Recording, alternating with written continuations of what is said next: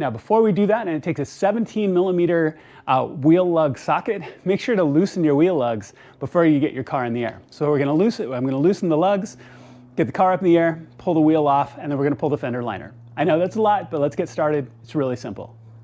All right, so looking here under the hood, this is the piece we're going to be pulling off for the top. It's two T20s, but we're going to get to that in a second. Let's do the slightly more complicated one first. So clearly I've got the driver's side wheel off. We're going to take the fender liner off.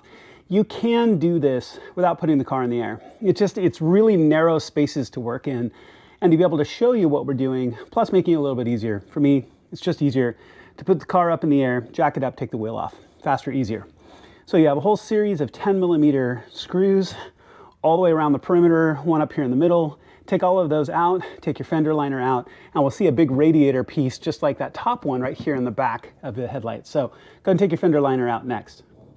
All right, very similar to the one on top. You can see the radiator set up right here. There's a T20 right here and a T20 bolt right here. You can also, when you look from the top down, you can see it really easily right there.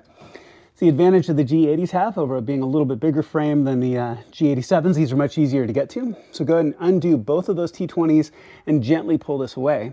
There'll be a big wide cable plugged into the circuit board here when you pull it off. Gently pull that off and I'll show you what it looks like when this is out.